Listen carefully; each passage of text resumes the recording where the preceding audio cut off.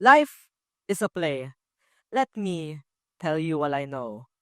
You can go back to a scene to redo your lines. You can jump straight to the ending, the part where everything finally feels good and happy. You will mess up. You might forget your lines. You might have the wrong timing. You might even freeze up on the stage. But as the saying goes, the show must go on.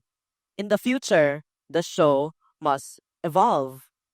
You can't rewind time to fix a mistake you made. And you definitely can't jump straight to success, as success is earned, not given. And you will mess up again and again and again. But what separates life from a play is that a play already has a script. It already has an ending. In life, there isn't. The ending changes with every choice you make. So, make it count. But you may be wondering, how did I get to this understanding? So, let me tell you a story about a boy. It starts when this boy was around grade 5. He never gave it his all. He didn't try new things because he was afraid of people making fun of him. He didn't give his best because he was afraid of other people's opinions. And he changed himself to fit in with the crowd. There was always that lingering fear to make a mistake, to fail, to be the odd one out. For him, it felt like he was standing on a stage, all alone, the spotlight on him, afraid that he would forget his lines. So he just ran away. When someone beat him once, he gave up. He accepted that they were better, that they were more talented, and that he could never be like them. But yet, it left a bitter taste in his mouth, saying that should have been me, or I could have done better. Yet still, he did not do anything. And after failing time and time again, he got lazy, laying down all day playing games. Even if he had homeworks and projects pending, he thought, what's the point of working so hard on something if I will always be beaten? If I can just make fun of other people. Why? To make myself feel better. And so he did. He accepted defeat before he even tried, using laziness as his excuse. But deep down, he knew the truth.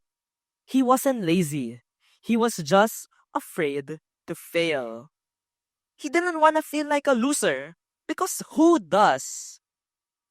And he procrastinated, rushed his work, and gave the bare minimum. And you know what? He watched all the success stories. He heard the phrase that dreamers aren't doers multiple times. He always dreamed of becoming better, but never took real action. And this boy was me.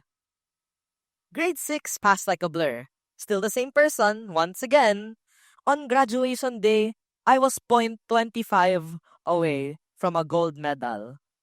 And that summer, I talked about it as if that was the only thing I cared about. Instead of just letting it go. Now, it's a month before I'm in grade 7. And I'm lost. Everyone around me was moving forward. One friend, now our SC batch rep. Another, chasing his basketball dreams. And another, winning math competitions. And there I was, stuck. At home, it wasn't much better. Constantly forced to listen about all my older sister's accomplishments. The accomplishments I never reached. But I don't want to be known as just the younger brother. I wanted my own identity, not to be an extra in someone else's story. And so, one day, I stopped myself and asked, what if I stop asking, what if I fail? What if I start asking, what if I succeed? And that was the day I stopped hiding behind my fear. During Buwan ng Wika, I decided to give it my all. I practiced everywhere. I still thought that I might lose. And I did. But what separates now from before was that I no longer had any regrets, as I stayed on the stage and I gave my performance. The performance I rehearsed countless of times backstage. And this is when I learned something important, that I wasn't competing with others, but only with the past versions of myself. Fear no longer controlled my choices. Others' opinions no longer define my worth. And the boy, who was once too scared to try, is now standing here in front of you giving a talk. But I have to be honest, I am a greedy person. Once I got the spotlight, the achievements, the roles, I never wanted to let go. I wanted to keep it all to myself, even to the point where my peers hated me for not giving others a chance. But to me, I didn't care. They have shown for 6 years all throughout elementary. And now, when I am doing well, I have to stop. What about all those years where I was backstage, never given a chance? But I can't do it all by myself. Just like in a play, it's not just the main character. There are the side characters, the props, the effects, and everything else that contributes to the experience. This isn't just a high school lesson, because at this young age, I realized something.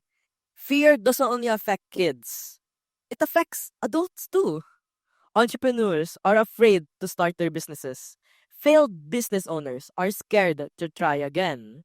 And adults feel lost, unsure of what step to take next, or in other words, the next scene. But fear doesn't care about who you are, so why should you? People think that failure is the enemy. No, fear is the enemy. So, let me ask you these questions. What would happen if you didn't let fear win? What if your fear of failing didn't exist? What if your fear of others' opinions disappeared? What if you broke out of your shell earlier and never stopped trying? How different would your life be? I often hear people say after failing that it's not worth it. But here's what I've learned: failure teaches us, failure strengthens us, failure prepares us for what's next.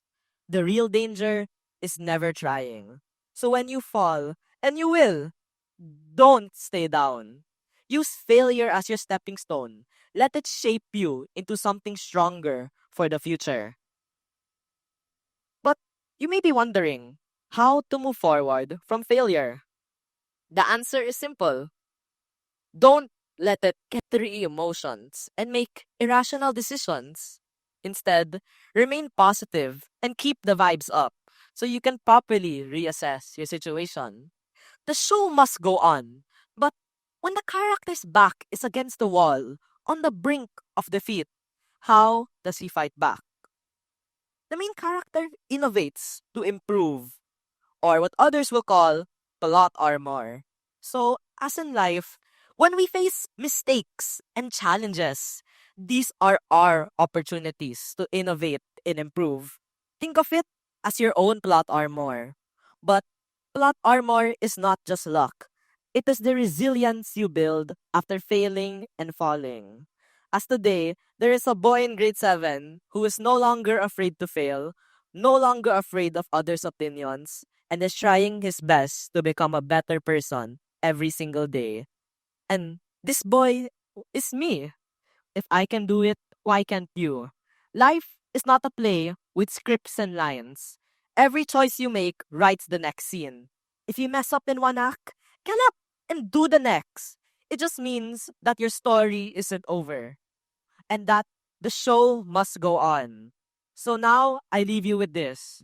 Don't just be a dreamer, be a doer. It's your turn to step into the spotlight.